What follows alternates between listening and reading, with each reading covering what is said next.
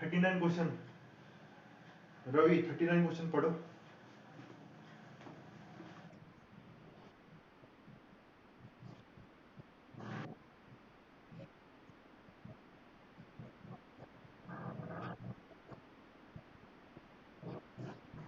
ठीक है, तो बोला मैक्सिमम टॉर्क। मैक्सिमम टॉर्क कितना लग रहा है? 3 × 10⁻⁻29 कूलम मीटर, इतना टॉर्क लग रहा है। ठीक है, ओके। कुछ मूवमेंट है ना, कूलम मीटर तो मूवमेंट का होता है। Dipole moment, dipole moment is 3 × 10⁻⁹ 29 coulomb metre. उनके इलेक्ट्रिक फील्ड, तो टॉर्क कितना लग रहा है? और इतना लग रहा है टॉर्क 6 × 10⁻⁻25 न्यूटन मीटर। हमें क्या निकालना है? ये निकालना है। ठीक है, एक डाइपोल है, डाइपोल मोमेंट कितना? इतना है, और टॉर्क कितना लग रहा है? इतना लग रहा है डाइपोल पे। इलेक्ट्रिक फील्ड निकालनी है, तो समर्थ कैसे होगा? हम्म,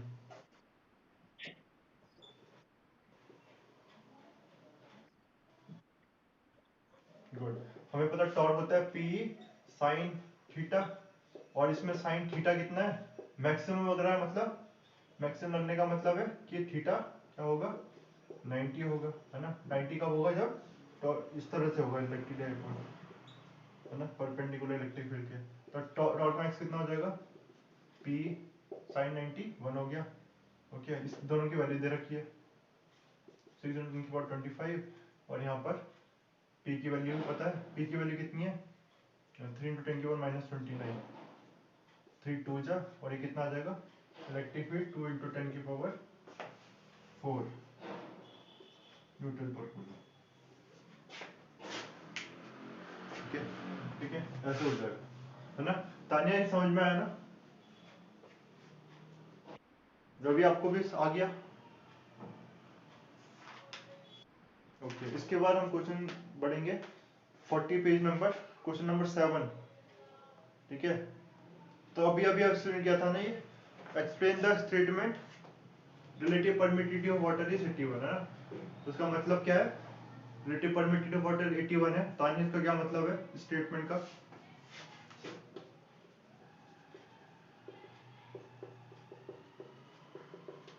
तानिया, स्टेटमेंट, हाँ बोलो।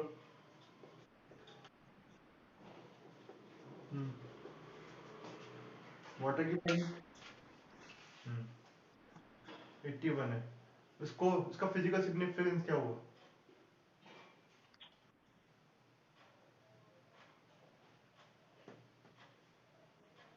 अभी बताया था।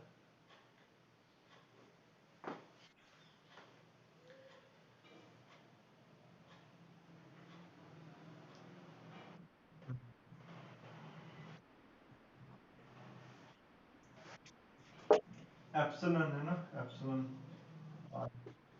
Equal to epsilon naught upon, sorry, epsilon upon, ठीक है। और सॉरी, एप्सिलॉन, ठीक है।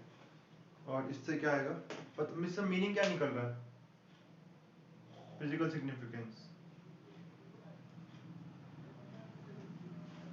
इससे फिजिकल सिग्निफिकेंस ये है कि, अच्छा ये लिख लो, इससे रिलेटिव 81 जो अभी किया था ना, 81 एप्सिलॉन नॉट एप्सिलॉन, ये ओके, यही किया था। तो ये वाटर की रिलेटिव परमिटिविटी, वाटर की परमिटिविटी एप्सिलॉन नॉट वैक्यूम की परमिटिविटी से 81 टाइम्स है ना, 81 टाइम्स है। तो आपने देखा होगा जब फोर्स निकालते हैं, फोर्स का फॉर्मूला क्या होता है? 1/4 अपॉन, यहाँ आता है एप्सिलॉन नॉट, ठीक है, एप्सिलॉन नॉट, और यहाँ पर चार्जेस होते हैं Q1 Q2 upon are square, है ना। अगर चार्जेस कांस्टेंट है, सपोज ये एयर वैक्यूम के लिए, और देखो ये वाटर के लिए, क्या आ जाएगा? 1/4 पाई, यहाँ पर आ जाएगा एप्सिलॉन, आ जाएगा यहाँ एप्सिलॉन वाटर। ये सारी चीज सेम होगी। कहने का मतलब एप्सिलॉन कितना है? एप्सिलॉन वाटर का 81, एप्सिलॉन नॉट है 81, है ना। तो देखो इसको और ठीक से करते, देखो वाटर वैक्यूम का इतना आ गया ना, दो चार्जेस वैक्यूम में है, डिस्टेंस आर है, ये फोर्स लगेगा, अगर वो वाटर में है तो कितना फोर्स लगेगा, 1/4 पाई एप्सिलॉन आएगा यहाँ वाटर का, एप्सिलॉन ऑफ वाटर, ठीक है। और एप्सिलॉन को क्या लिख सकता हूँ मैं वाटर की, 81, या फिर एप्सिलॉन नॉट 81 Q1/Q2/R², है ना। या फिर ये पूरी जो टर्म है, ये वाला पूरा, ये क्या है, ये वैक्यूम अपॉन 81। देखो यहां से क्या आ गया,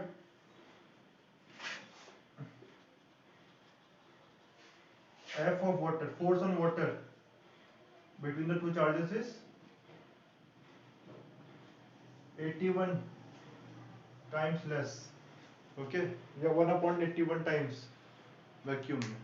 कहने का मतलब दो फोर्सेस है, दो चार्जेस है, अगर उन्हें सेम डिस्टेंस पे, सेम जो चार्जेस है एयर पे रखूंगा तो जो फोर्स लगेगा, अगर मैं वाटर पे लेके आता हूँ तो जो फोर्स होगा वो 81 टाइम्स कम हो जाएगा, है ना। यहाँ से पता चल रहा है, ओके, है ना। समझ में आने,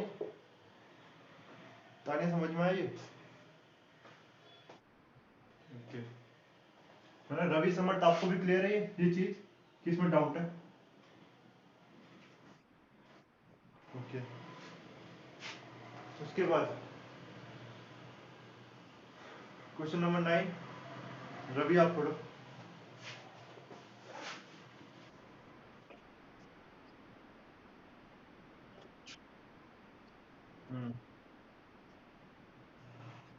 ओके, ठीक है। तो आपको पता है कि इलेक्ट्रिक लाइन दो पॉजिटिव चार्ज के लिए कैसे बनती है, तो देखो रिपल्शन होगा तो न्यूट्रल पॉइंट आएगा कुछ ऐसा, है ना। यहाँ रिपल्शन आएगा इसलिए इलेक्ट्रिक लाइन दूर जाएगी, यहाँ पर इस तरह से ऐसा कुछ, ओके।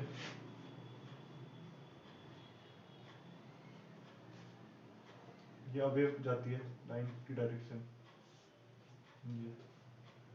ये आपको पता है ना? बना के देखना आप, ये कुछ इस तरह से ना। और यहाँ न्यूट्रल पॉइंट हो गए जहाँ पर कोई भी फोर्स नहीं लगेगा।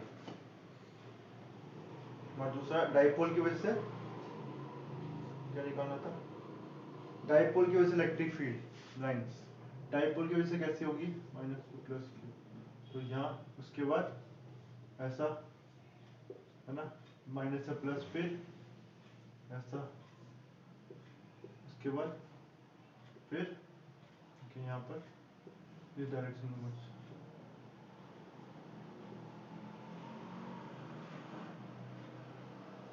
ओके, मैंने अपोजिट बना दिया, गलत बना दिया नहीं, इधर माइनस की तरफ जाती है ना इलेक्ट्रिक फील्ड, तो माइनस की तरफ, तो ये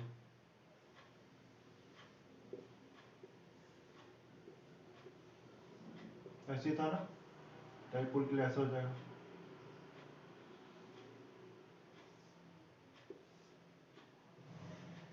कि कुछ ऐसा, हाँ, और यहाँ पर इनसाइड आएगा, है ना, कुछ इस तरह से हो जाएगा डाइपोल के लिए, है ना, ओके।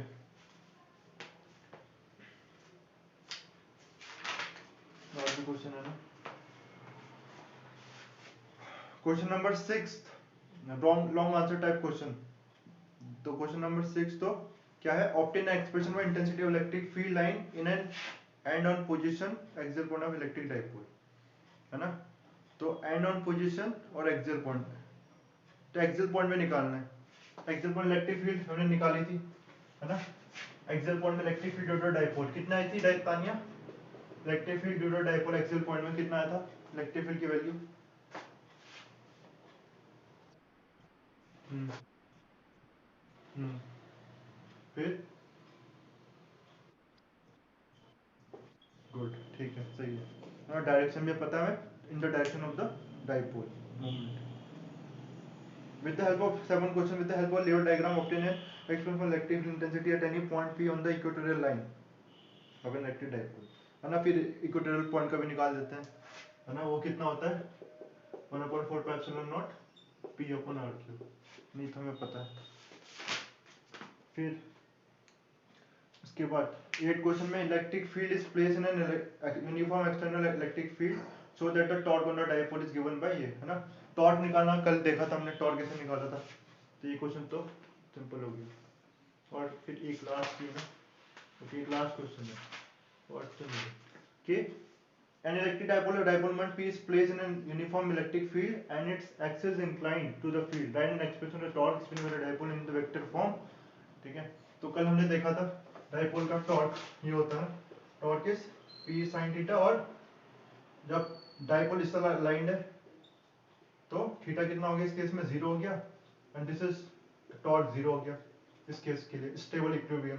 और अगर थीटा ऐसा लाइंड है तो 90 डिग्री हो गया थीटा, और ये टॉर्क मैक्सिमम हो जाएगा P। और 180 में देखा था टॉर्क तब भी 0 होगा और अनस्टेबल इक्विलिब्रियम है वहां पर, ठीक है। थीटा 180 में कितना आएगा, -0 ही आएगा उसमें, है ना।